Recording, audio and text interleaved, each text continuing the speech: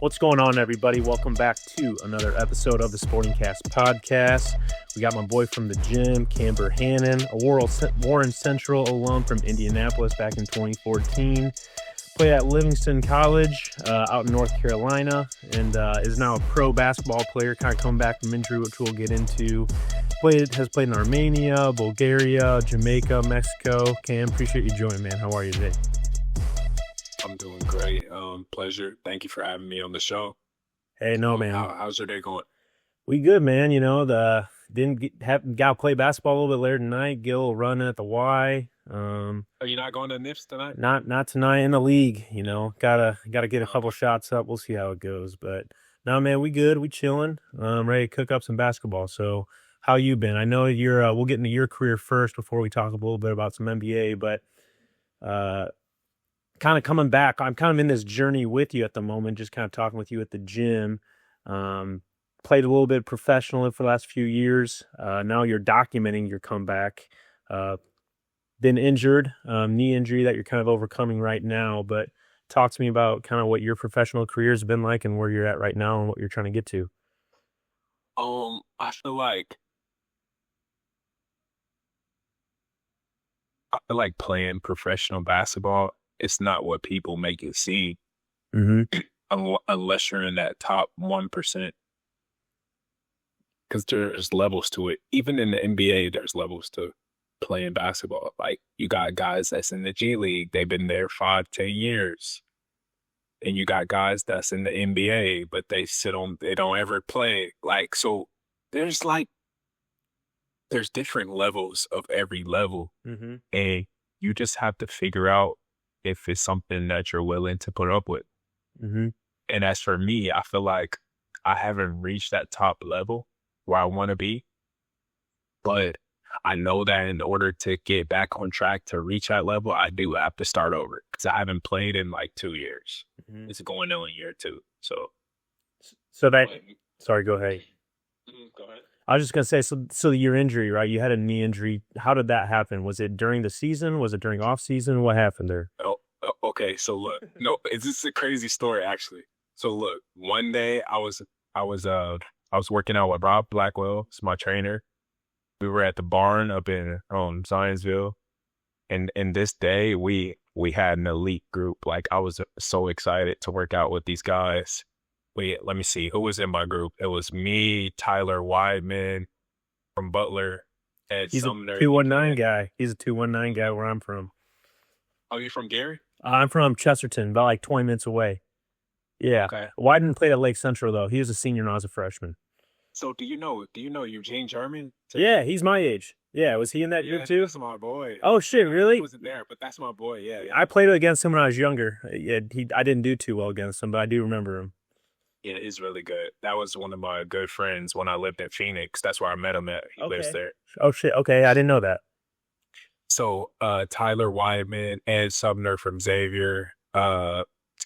What's Mason's name? Gillis? Played at Purdue. Gillis? Yep, Mason Gillis. Who else was in our group?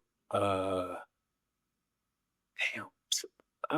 think that was the group that day. So you had a squad. That was our group. But yeah, the workout was going good. We were just, going through the workouts. And then the last drill was like 5 spots. You do a backdoor cut for a layup, and you come out of it, you go to the other wing for a catch and shoot. Then you sprint to the other corner for a 3, and then you sprint back to this corner for a 3. But anyways, this was the last set of the day. I'm backdoor cut, and people was dunking. So everybody's like, dunk. Bro, as soon as I landed, that's when it happened. I felt it. It was like a sharp pain in my knee. I heard something pop, and it was like a sharp pain. But that's when I did it. And then I couldn't even really I couldn't even really walk for it. I mean, I could walk, but it literally felt like it was like some glass or something in my knee. But I just thought it was knee pain, whatever. And then I just kept playing on it. And that's what probably made it worse. And I played it 2-1 times, won it this league, but I couldn't really do anything because, literally I was hurt. Mm-hmm. And so, and then it's something that keeps lingering because I can't stop hooping, bro. It's hard not to hoop, especially at Nips because the court is so beautiful. It's an obsession, bro. And that's what's for someone like me, right? Like, I'm a guy who just enjoys playing basketball now. Like my career peaked at high school. I did other sports. You're a basketball player. I mean, it's something that it's part of your identity. You've been doing it your whole life, and I mean, I know other people know this, but just playing with you, you're a very awesome player, and you move on the court like Appreciate that. you move on the court like what elite basketball players move like, and going through an injury like that. Now I had different injuries for different sports, but back injury, but just from a knee standpoint, knowing other people with knee injuries, you want to play, but you're also limited. And then it's like this rift. Do you take time off or do you keep playing, but you're not your best. So it's a tough one. It's a tough line to follow.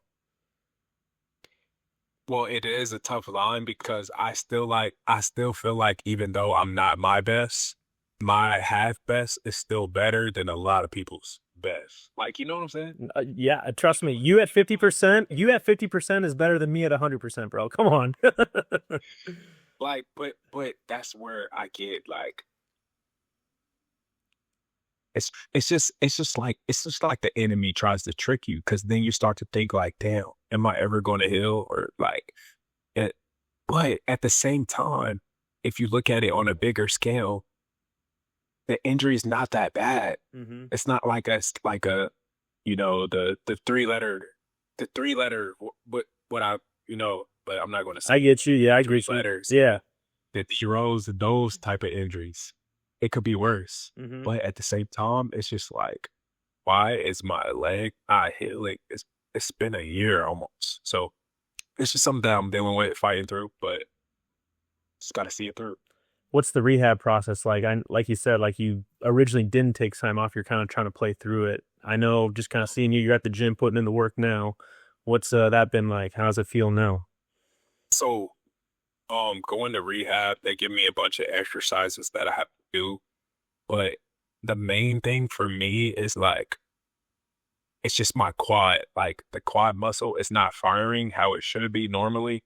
So just getting that back intact with my muscle connection, that's something that I'm dealing with because it's not the same, you know? Yep. No, I get that. I mean, I had a quad injury in running, man, and it's just nagging, right? Like it's not, to your point, you can move with a quad injury, but you can't move the same. And it's just one of those that just keeps nagging at you, and you really can't do anything other than take time off. So it's different. But for you, you've had a couple other things, right? You've become a father. How's that kind of played into the comeback, right? I know that's something that's honestly, in a way, that's really the only, I wouldn't say that's the only reason why I want to do it, but that's like a big reason of why I want to do it because I don't want to be like one of those dads that's be like, this was me 30, like, just showing them pictures and like newspaper articles. Like I want them to actually see it. Yeah. Like you want her to live that out. Like, in a couple of years she's seeing, maybe she, not 10 years down the road, but maybe 5 years, she can look back and say, I remember dad playing a little bit, putting up that little mid-range step back.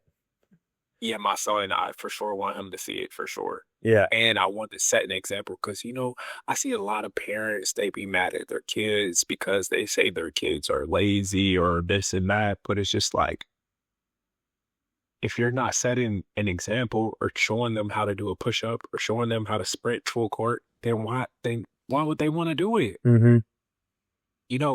Any kid I've been around, like a boy, and I did a push-up or something, or I lifted a weight, they were just like, oh, you're like, they be so impressed with it, then they want to do it. So you just got to show them like an example.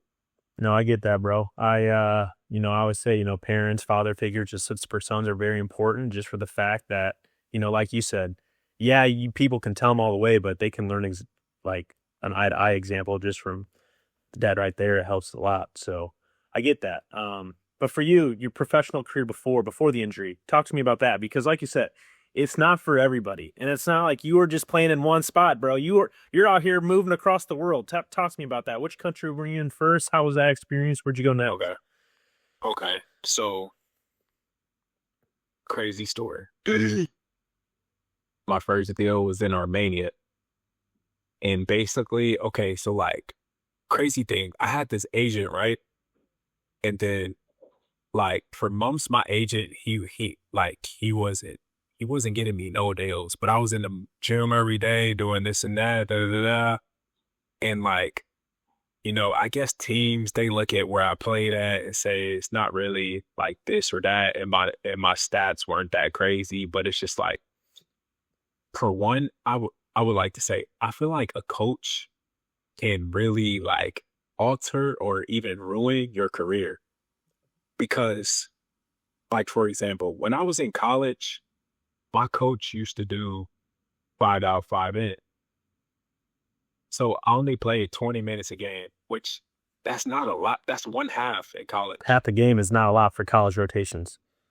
And I averaged 13 and 4 in half the game. So it's just like, how do scouts look at that and they don't it's like they don't care about how many minutes you play. They just want to see the numbers.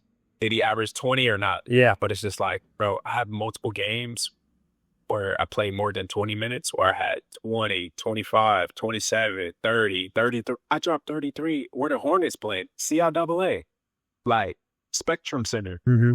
And it's just like a coach can really be your biggest enemy because they can ruin your career. Even places that I played overseas, coach didn't want to play me for whatever. It's like I've always dealt with that sort of problem, not getting minutes, not just the uncertainty. But anyways, the Armenia deal, I went to this Eurobasket camp. I was like the best player there. And then they said I would get a deal based off of that, but which was a lie. So I had to go on this tour with them. So basically the tour that I went on with Eurobasket, I had to pay like $2,000 or something. You had to Came pay. with yes, it came with the flight and room board. It might have been 2K or a little more, somewhere in that range, 2K.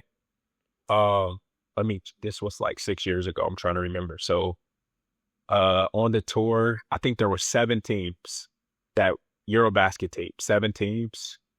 There was like 64 players, something like that. And we were playing the Armenian teams, which I think it was like maybe 7 teams. I'm not sure. I don't remember. But I do know that out of 64 players, they only had like 20 spots or like 15 spots, something like that. It wasn't a lot. A quarter of the people were getting spiked. Yeah. Okay. Yeah. So the Eurobasket teams, we played the Armenian teams to like get its spot, Mm-hmm. And after the first game, I had like 20 and 10, something crazy, 25 and 10. So BC Devin, coach, came up to me after the game and was like, "You're going to play with us for the rest of the tournament." So now once you get selected by a team, you're on that team and you play the Eurobasket teams. That's how it works. So then after that, I end up getting signed. So then I was there for like 2 months and I was having a good season, but then I got hurt. I sprained my MCL. Oh. Okay, so look, this game, it felt weird. My energy was off. I was arguing with the family, remember, before the game through text. Energy was off. Mm-hmm. And during the game, I was just kind of BSing. And I remember I went up for this layup. I was trying to do this Kyrie Irving layup. I went up for it and I missed it. So then I went up to get my rebound like this. And like, you know how sometimes you can go up for a rebound, but there's a player in front of you and he goes up for it too. So you're like on his back. Yeah, you're kind of slanted a little bit. Yeah, I get you. Yes. So while this is happening, and he was a guard too, but he was like stronger than me, a little bigger than me. At the same time, he's pulling the rebound down like this, and I'm still holding on to it. So while it's happening in my head, I'm like, damn, I'm about to break my arms. Because I had the ball, yeah, and my arms are going like this over him, but he's yanking. So at the same time as that's happening, my legs were like this, like a fish spread up. But his left leg was right here, straight down, and when he planted, he like yanked. So you're his jerking. leg Yeah. pushed my leg. His leg pushed my leg in, so my knee went in, which is not supposed to go that way. No. And that's how it happened. Damn. And that was 2 months in? That was 2 months in. And I think for sure we was going to win the league if I would have stayed there. When I got hurt, everybody knew that like we was not going to win. But my team was really good. They still went to the finals. They just ended up losing. Yeah. Close game, but hey, you have you on there. That's a different game. Yeah. Yeah, but Armenia, I would say that was my best experience overseas. Really? Yeah, for sure. What was the worst? The worst experience. Like honestly, in terms of like my mental and just feeling down and low and depressed, I would say Bulgaria. But also, I would say Bulgaria was the best league as far as competition that I played in. Okay. For sure. So pros and cons. So sorry, I cut you off though. Why was Armenia the best experience? Just because. So like, remember how I told you we went on a tour there? Yeah. Like a group of people. So those group of people became some of them became my friends, and we used to hang out every day. And my teammate, like it was just like we just used to have fun, like doing nothing. Like we used to do the same stuff every day. We used to go to this restaurant called Gastropolis, and then this other restaurant called Americana, and it was just fire. Good vibe, good fire food. just chilling all day. And then like it was during COVID, and we all the teams shared one gym, so we didn't even practice, but I found this gym. It was called like Power Gym or something like that. Bro, I used to work out for like 3 hours a day, like lift weights. I was in super shape. I probably had like 4% body fat. I was like in super shape, lean, bouncy, athletic. Like I was in super shape, just working out every day. And that was my first time being overseas, like for basketball. It was different than college, being by yourself in college, because when you overseas as an American, everywhere you go, people are like in your grill staring at you. Like, and you're tall too, so that doesn't help. So someone will be like this close from you and just staring like that. Like that aspect of it is like, you got to get used to that. Yeah. It's uncomfortable, but you have to live with being that kind of uncomfortable. Just people just, like you said, right in front of you, just staring at you. Not saying shit either. Not saying nothing. You got to get used to that aspect of like overseas. And the cigarettes, they smoke them everywhere. You can't escape that. Oh boy. So, well, here's a thing for you too, right? So our last guest last week, Zach Novak, played at Michigan, a couple years older than you.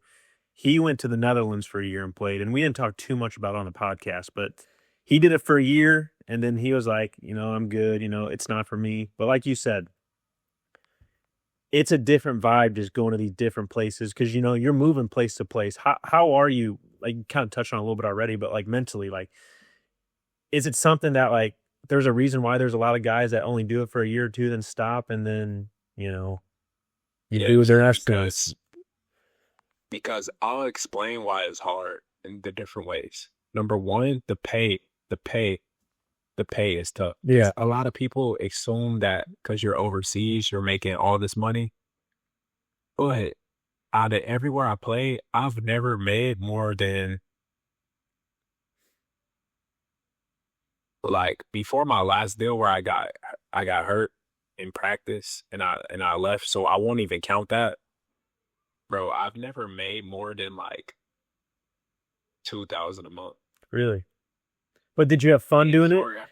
And for a player of my skill set and talent, that's what other dudes will look at me and say, "Oh no, that's dead. I'm not doing that." Yeah.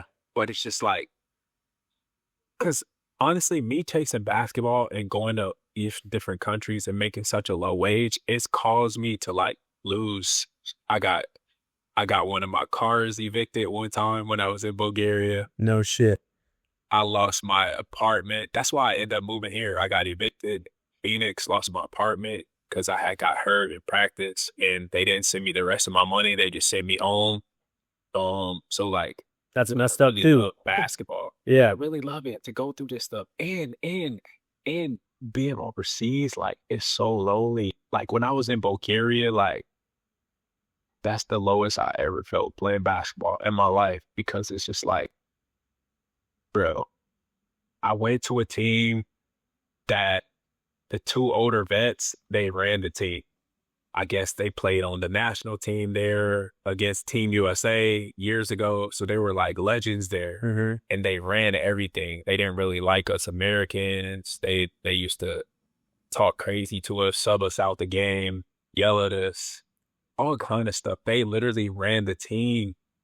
And like, if you like, I was not playing, bro. I averaged 10 minutes a game. That's worse than college. And I'm sure you're not getting your shots up either then, right? Or yeah. No, heck yeah. When I was over there, I was working because we had gym access. We could get in our own gym, and there was like Yeah, but in the games though, how many shots do you get in the game? So I'm explaining that. Okay, So okay. no, I wasn't getting nah, heck no. Well, look, this will happen. So look, I remember there was this kid playing over me. He was like 18 at the time, but he was like national high school player of the year or whatever. They were trying to develop him. So he was playing triple my minutes, but he was only averaging like 3 more points per game more than me. So he wasn't really doing nothing. Now he's over there killing on a different team, but like honestly, all this hoop stuff is situational when you get to a certain skill set and talent. Like you put me over there, give me minutes, I'm going to go crazy. I've never got a lot of minutes and didn't go crazy ever. But anyways, so he was playing over me. I wasn't literally playing, but look, one game, one of the vets was sick, bro. I swear we had COVID or something. Like they got us sick. Like I don't know what was going around. But I'm pretty sure I caught COVID over there. They used to just be coughing in the locker room, sneezing, smoking cigarettes. Like, it was crazy, bro. Like, and then one day I got sick. I was so sick. But look, so one of the vets got sick first. And he told me, he came up to me, we warming up for the game. He said, tonight, I give you my minutes. He said, tonight, I give you my minutes. I'm not going to play. So I was like, I looked at him. I was like, okay, bet. So we was playing, who was we playing? Plevden, Cloven? I forget their name. Some team. It was a away game too. Bro, coach called me to get in the game. It's the first quarter. I'm like, what? Like, I'm geeked. Yeah. Bro, you're ripping that stuff off? Bro, I got in the game. Guess what I did? I had 9 straight in the first quarter. Hey. 9 straight. 9 straight. Bro, some of these dudes they average 9 and they play 30 minutes a game. You're doing that in the first quarter, 4 or 5 minutes. I had 9 straight in the first quarter. And like me, I've always been a scorer my whole life. I know in my head, okay, I'm about to have 30. I'm about to have 40. This is one of them nights. I had that feeling in my head, bro. I swear to you, that was one of the nights. So then I had 9 straight, right? So then they went to a zone. They switched to a zone. So we coming down. I caught the ball, one pass. I shot a deep 3, but I missed. Bro, the other vet, he caught a timeout, bro. And he went off of me in the huddle. He was like, you American, you never play over here doing these type of things. Da, da, da, da. Bro, the coach took me out, bro. You scored 9 straight. You take a shot and on a zone defense. You miss it, and that was my first miss. That was my first miss, bro. If you go look at my highlight tape from that season, bro, during the game when I was going crazy, you know how they show them banners at the bottom? Yeah. Bro, and mine was like 3 of 3 from the field, 100%. 2 of 2 from the free throw line, 100%. Like it was all 100. Yeah. And then I got took out right after that. But anyway, so he benched me for the rest of that second quarter and then the third quarter, and then I got back in like the fourth quarter. But at that point, I'm just like, bro. Well, it throws your rhythm off. It like to your point. It is crazy and this is for any sport. It is crazy how a coach can make or break someone's career. And I'm not like there's a way of holding people accountable, but there's also a way of just screwing up a confidence or screwing up rhythm. Yeah. You can't go 3 of 4 in 6 minutes of play, score 9 points, and all. But what I don't understand is like my last 3 deals, even including Bulgaria, bro. The coach sees me in practice every day, out shooting everyone. Yeah. Out shooting everyone. Because in Europe, we do this thing. It's like this. This is one of the drills we do. Like, you get a partner, it's you and him, partner shooting. One of them shoots like a mid range or a 3, while the other one runs to half court. And then as I'm getting my rebound, I'll throw it to him as he's coming back, and we just rotate. Like, I'm out shooting everybody, everything. Like, nobody shoots better than me.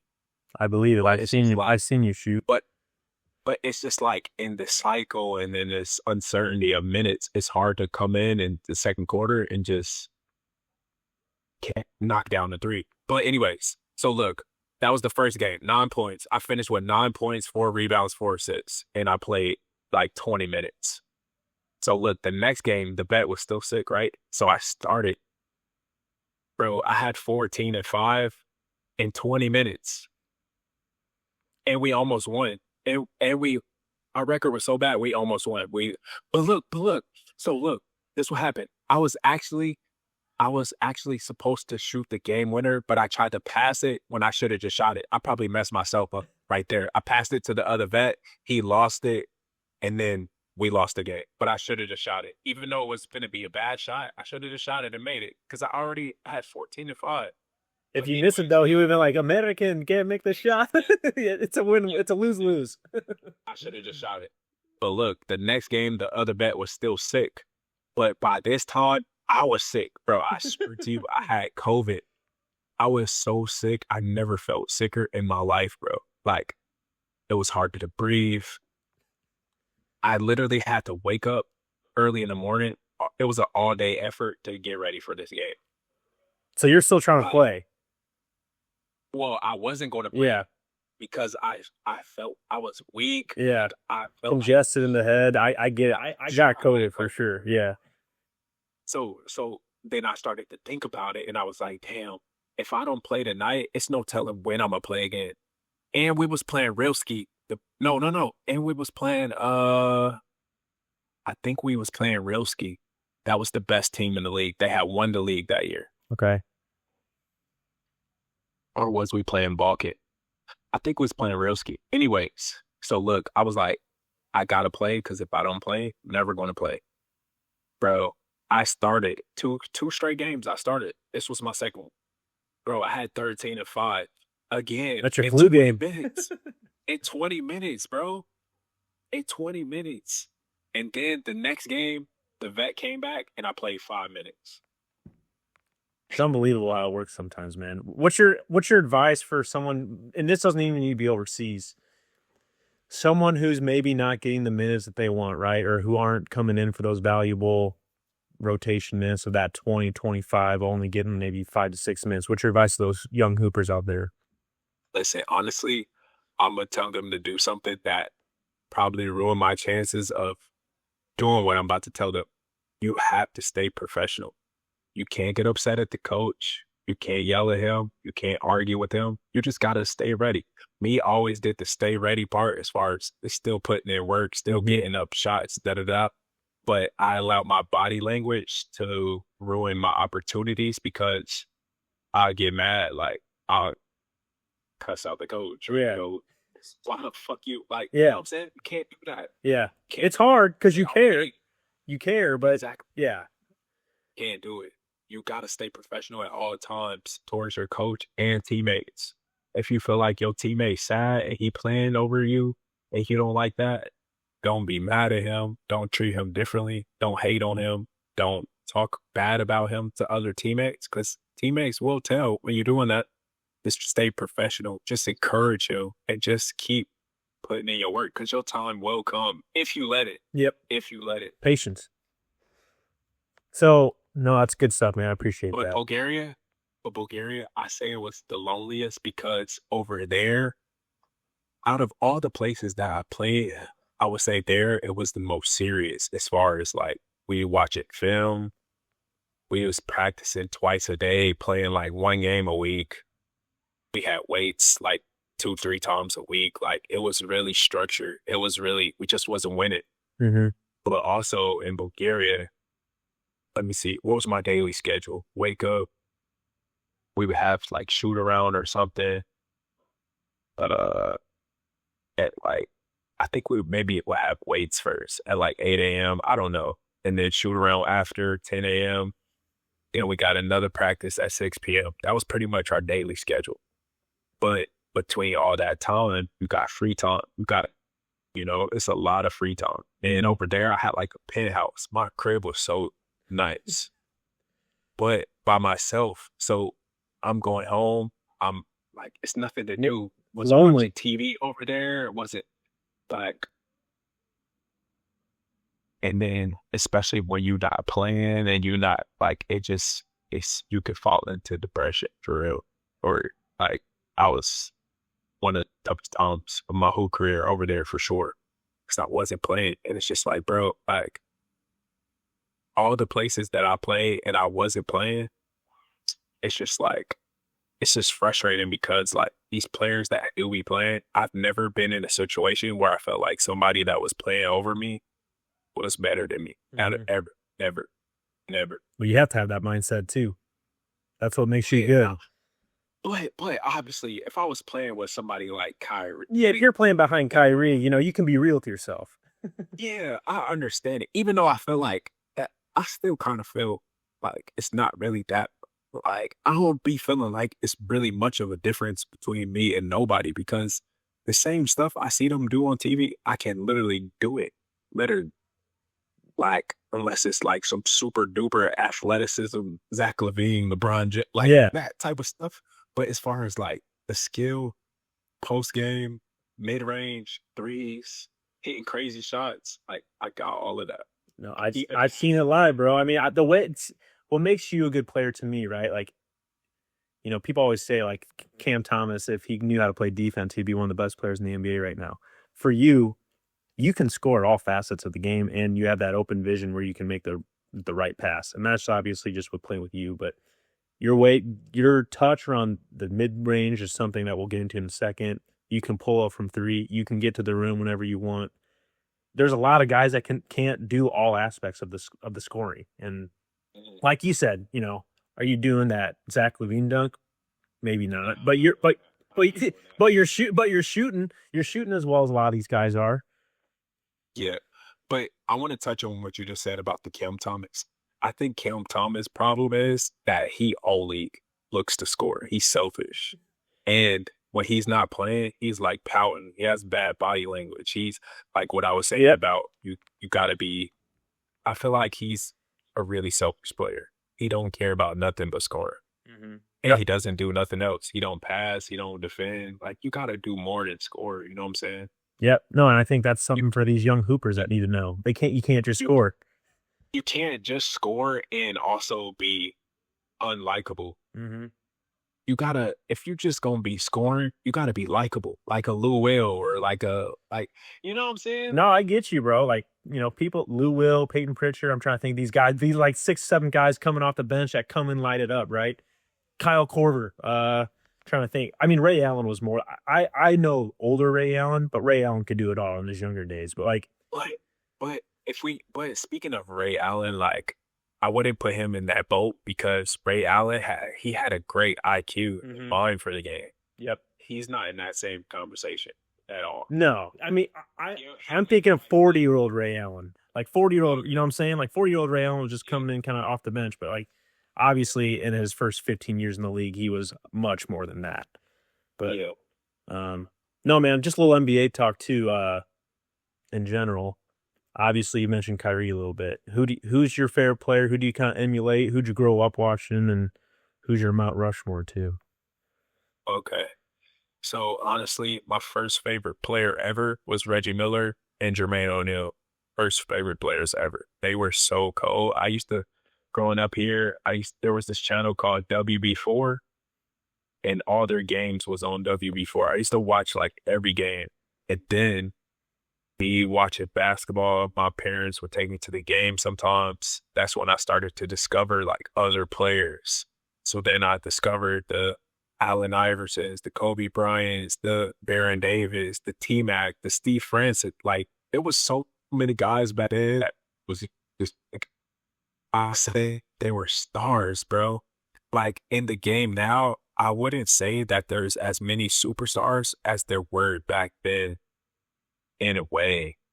I mean, and I could be wrong, but when I think of superstars, I'm thinking of like, I just feel like in that era, there was literally so many because one night, like you could watch Kobe, then you could watch T-Mac, then you could watch Steve Francis, then you could watch Baron Davis, then you could watch Allen Iverson, then like Steve Nash. Mhm. That like there was literally Stephon Marbury. Like there was so many guards, bro. And these are just like the guards that I'm naming. Then you got bigs. There was Tim Duncan. There was Shaq. There was Dirk. There was like Young LeBron, you had Chauncey Billups still. I mean, I feel like he was Melo. mellow. Like Young KD coming in. boss, 2-year Danny Granger, Stoudemire. bro. There was so many stars, and I feel like just basketball, the game has changed a lot. It's not the same. It's just people taking bad shots now and just No, I agree, and that's why I want to get your thoughts on. Like, what do you think of the NBA game right now? Like, to me, I'll still watch it, but I enjoy the playoffs really a lot more than the regular season. I mean, the minutes restriction, and I get, right? There's a lot more athletes. You're not just playing a post-up game anymore. Like, these guards are doing, and these forwards are doing things that, when we were younger, yeah, some of them were doing that, but not a lot of them. But to me, the regular season is just not as exciting as it once was. yeah. And I think a lot of that is because of the tanking aspect too. A lot of teams really they don't want to win no more because they try to get picks. Like I think that Utah Jazz just got fined like $500,000 because they set out Jaren Jackson and Luke. What's the other player? Lowry Oh, Laurie Marklin? Yeah. for the whole fourth quarter when they was killing, and they was like it was a close game. Like it's just stuff like that. I know a lot of teams don't want to win anymore. They're just worried about it. It's I think it's turned into WWE. It's scripted. Yeah. It has to be. Well, and that's what And in sports betting, a lot of players are doing that for sure. They sports betting for sure. is it like, I know for a fact. really? Is it just obvious to you or just through the people just chatting? Well, it's obvious because like I used to bet on basketball, but I don't anymore because I realized that like the players are in on it. Like for example, what's Keontae George from the Jazz? Mm-hmm. Are you aware of his game? Did he get in trouble last year for like when he had like allowed to, I know who he is, the guard for Utah. Nah, he didn't get in trouble. So this year, it was earlier this season, bro, he was going crazy. It was like 30, 25, 29, 28. Then I bet on him. He had 0 points, bro, with like 8 turnovers. Like, how do you do that, bro? Yeah. But if you go look at that game footage for real, it looked just like Terry Rozier. Like it was, bro, he'd come down the court and just like just try to pass it and just like lose the ball and throw it to the defender. Or just like it's just he was doing stuff that's questioning like a player that good cannot make those type of mistakes repeatedly in the same game. Like there's no way, bro. You're sports bet. And you had 0 and then you have 30 the next game. Like, come on, bro. You Just just stuff like that, bro. Did you have any of your guys overseas? Like, what's the betting like overseas? Is that like a big thing? Okay. Like, were people coming up to you trying to like? Look, I'm gonna tell you this too. Oh, actually, now that I think about it, so the team that I play for in the league that we was just talking about, right before I came there, one of the Americans had told me that like, yeah, bro, like a couple games ago, the police went and got us and took us to the station for questioning because they think that we're betting on the game because they was like the worst team in the league. But then for like 2 straight games, they had beat like the best team in the league. And then, so basically, that's when I knew that they're even doing it overseas. And then in one of the leagues that I play for, I'm not going to say what league, but when I got there, one of the Americans came up to me and he had played over in Europe the year before. and he was just saying yeah, like in my last country, this dude came up to me and he was just, you know, basically getting like 6K a game. Damn. And like a lot of times that's more than your salary. If you playing in 3 games a week, you hit all 3 games, you just made 18K in a week. Like, but yeah, I know the players, it's just bad for the game because you literally can bet on anything now. Ping pong, like all kind of stuff. It's not the same. But I feel like that's ruining the game as well because it's not real anymore. Like the NBA, they trying to get the players in trouble for sports betting, but then it's like that's all they promote. Dude, it's on the court. It'll be on the court. Bro, it doesn't make any sense. Like, and then don't get in trouble for drinking and driving or DUI, but then they got liquor sponsors and like it don't make no sense, bro. It's contradicting. It's something that the players can't even do. Like, come on. That's all they talk about is betting. But then if a player bet, he get in trouble. How? That don't make sense. I mean, hell, some of the team. I mean, I know the Pacers last year. Like some of them were on like FanDuel and Valley Sports as their TV network. Yeah, they be betting, bro. It's only screw. Who's your Mount Rushmore for basketball? It can be however you want it. Either your 4 best guys or your favorite 4 guys.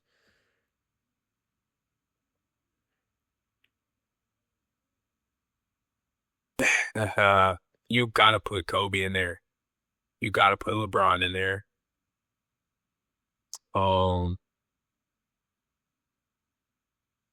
You gotta put Curry in there. Put Curry, Kobe, LeBron.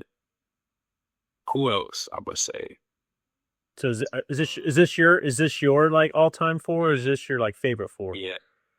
This is my all time. No MJ? Curry at the 1. No, because I'm gonna say put Curry at the 1 because he changed the game. Everybody shoot threes now. He got the most threes ever. I think he's the best one ever. And he got rings to back it. Number 2, you got to put Kobe in there too, because in my opinion, he changed the game as well. And also, I feel like his path was kind of the most like, they really tried to ruin him, but he was so good that it didn't matter. Like he literally was fighting a rape case, which I don't think he did it.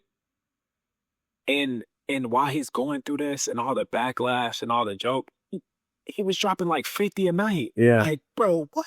Other players would have crumbled. Like he was getting 50 a night. Oh, they trying to say I 50. And it's just like, I feel like Kobe really had that impact to where like he's on the road getting cheers. Like that's just different, bro. True. And the fact that he like tore his Achilles, he still came back and just scooped again. Like Kobe just different, bro. And he was like the first player that really like made everybody want to work hard and look up his motivation. And like, cause his game was built off hard work and you knew that. Then you got to put Bron in there because it's just all around different, bro. Best passer. People say he's not a scorer, don't got moves, but it's like he got the most points ever. Like, and any time Bron needed to have a big game, he did it every time. I met Bron at NIF. Fumbled. Actually. For real? Yeah. In 2017, bro. His hands were bigger than my whole head. He's huge. He's cool. Bro. He's cool. Yeah. But Bron is tough. So I would say Curry, Kobe, Bron. At the 4, I mean, I don't know. You low-key got to put Jokic. He low-key at the 4. And then 5, I would say like, my 5, I'm putting Shaq right there. Dominant. Got to. Nobody was stopping Shaq. And like the thing that gets me about Shaq was that like he didn't work hard. He was out of shape. He didn't care. And diet. He shoot. Bad diet. Still was cold. Just imagine if he had a little more work ethic. I'm not saying he didn't work hard, but you could tell that he wasn't working as hard as Kobe. He didn't care. And he could have shoot. Bro, if Shaq could shoot, just imagine what he could have been. Was He he didn't even reach his full potential, in my opinion. 55% from the free throw line or something like that too? Yeah, that's Come on. crazy. Think if he's 75%. I think if he's 80, Yeah. I mean, it's unbelievable. But he probably missed 6,000 free throws. Like for real, hold up. Let me see how many free throws he missed in his career. I believe like 6,000 at least. half a Shaq, right? Mm-hmm. That's a lot of points on the board. Yeah, he missed 5,317 free throws. That's a good quiz question right there. You're almost Oh, all right. wait. If you include the playoffs, he missed 6,400 free throws. Bro, that's insane. That's Missed unheard of. 6,000 free throws. That's wild. I wouldn't honestly. I don't know if I would have guessed that many.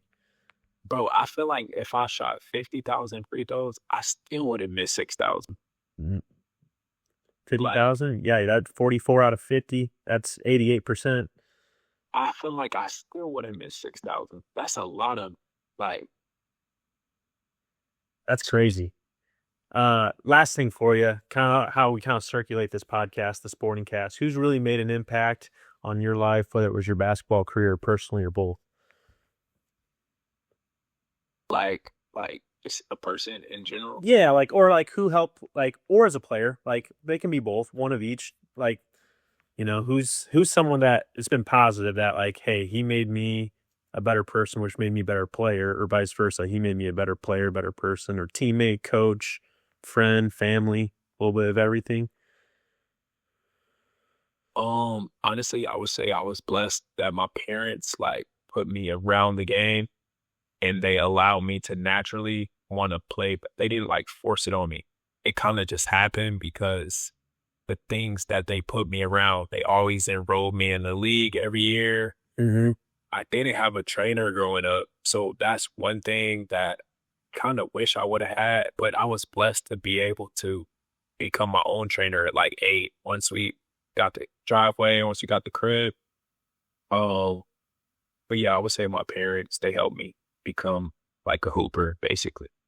Just the environments they put me around and the resources that they gave me, for sure. What last thing for you? What's your favorite thing about basketball? Whether it's when you think of basketball, what do you think of? What's your favorite? That's a great question.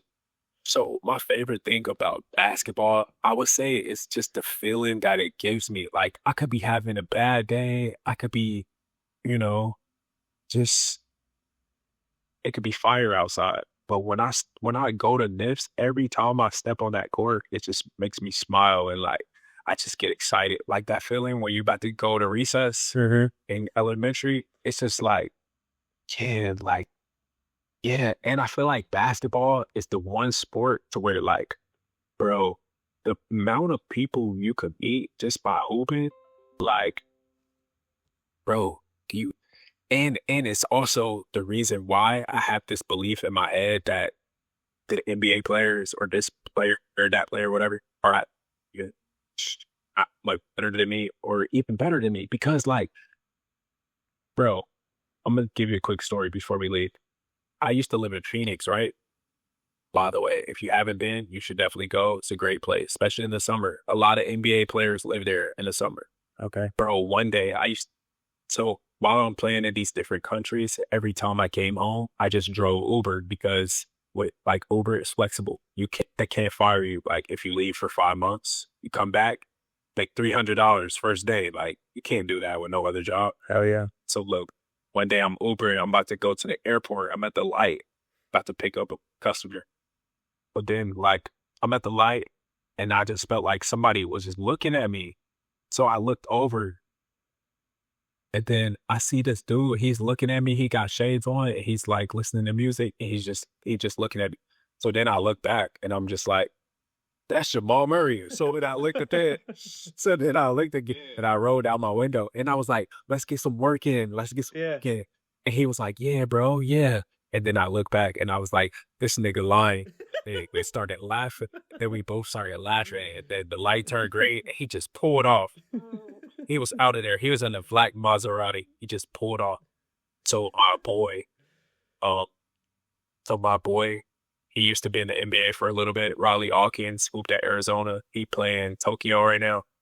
At the time, we used to work out every day and go to runs and stuff. He'd tell me like, bro, come with me to this run. I'm like, come with me. I will always come with him. He would get me into like the best runs in the city. So like one day he was like, bro, come with me to this run. I don't know if they gonna let you play, but like just pull up with me. So like we pulled up. I went to his crib. We drove over there. Da da da. So then all these dudes started walking in, and every time a dude walked in, he looked at me and he was like, I don't know. Because it was just like either an NBA player or former NBA player or high level overseas walking in the door every time. So then I look up, Jamal Murray walked in. So then, look, the trainer, what is the trainer's name? I forget the main trainer's name. His brand is called Attitude is Free. Okay.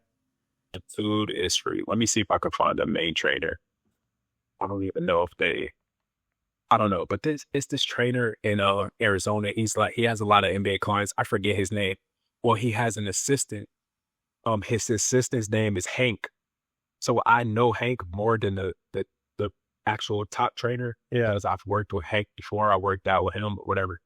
So I don't know if I had worked out with Hank yet before this had happened this day, but after we did, we worked together, whatever. So like Hank has like a sticky note and like these NBA runs and stuff. One thing about them that I love, they're private and they're organized. Like he comes to the court, he had like a sticky note or like a piece of paper and he had already made the teams, written them down. So he's like, Jamal, Cam, da da da da. And I was like, Cam who? And he looked at me, he said, you're the only fucking Cam here. I mean, because I'm just like, I just thought that was funny. Like, so then, like, me and Raleigh, we had a bet going because, like, a few years ago, you know how you're saying the mid range. I've always been mid range. I never used to shoot threes, but as you can see, that has become a problem because, you know, part of the game. So my boy's telling me like, bro, you gotta start shooting threes. Da da da. You like we had a bet going. I was like, I'm gonna make 10 threes a day. And he was like, you're not even gonna shoot 10 threes. So like the first game, it's me, Jamal. I forget who else was on our team, but some other guys that was in there, Dwayne Washington. This is when he played for the Suns at the time. Who else was in there? There's some other guys. I don't even remember. I just remember Jamal for real. But like we was on the same team. First game, we was going to 9. I had 7. Going crazy. And I was sniping. I was going so crazy this day. And there was one play I caught a putback dunk on somebody. But it's like I feel like the biggest mistake that I made as a hooper was not having my own cameraman every time I went and hoop. You got that now too. I do, but I don't. Yeah, I get like, you. Sometimes I do. Sometimes I don't feel like recording. Sometimes, like, I honestly genuinely feel like if I had my own cameraman every time I went and hoop for like the past 6 years, I'll for sure be playing high level overseas or something. Because when I lived in Phoenix, bro, I used to go to runs like this, private NBA runs, and go stupid, bro. And like, I don't have no footage. Yeah. Or you have a video dude there, and like, if you're killing his guy, he ain't showing it. Yeah. Bro, there was another run I went to, and this one had even more pros, like active. Bro, Shaden Sharp, Ty Washington, Don Macker. Bro, this Eugene, some dude he had played for the Pistons at the time. Bro, it was so many pros in here that day, and I was fucking killing, bro. And all they pre-draft players was in the run too, because what's Jamal Murray's agency? I think it's called One Motive Sports or something. That sounds right. Yeah. Or is it CIA? It's something. It's based out of Phoenix though. Okay. So I knew like one of the Mike George, he's like the trainer or whatever. And then D Book's dad, I used to hoop with him all the time too. He's like an agent. But like I was killing at this run so bad. And Shaden, his boy, is his trainer. So after the run, they're asking me questions like, bro, where you hoop at, this and that, da da da. I want you to work out with Shaden. So like, bro, I've literally worked out with Shaden Sharp like hella times, and it's just me and him, and we playing ones, and we going at it, and I'm beating him, and I'm just like, bro, in the league, getting 20, like, bro, like That's you. It's just, bro, it's just all about. I would say the biggest thing a kid can do now is religiously work on their game every day, lifting weights, eating right, sleeping right, leaving the girls alone. Just really focus, lock in, skill work, trying to improve. And also, you got to record everything and document it, because that can open up income. And if you get your paper right, if you get your paper right early with the income, then that's going to allow you to chase your dreams. Because honestly, if I had my income right now, I would still be trying to oak for $1,000, $2,000, $3,000 a month if I had to. But it's like I had a kid. I had to, got to get my bread right. So it's just like, I would say record everything, because that's the biggest thing that I probably messed up at. I didn't record everything, because you know how many times I done killed some real pros and I don't have no footage. Like even Shaden, he could say I never beat him, but it's just like I don't have the tape. Mm-hmm. But even Jeff Teague, bro, like I done beat him more times than he beat me in once. But he could literally say, I don't remember that. You never beat me.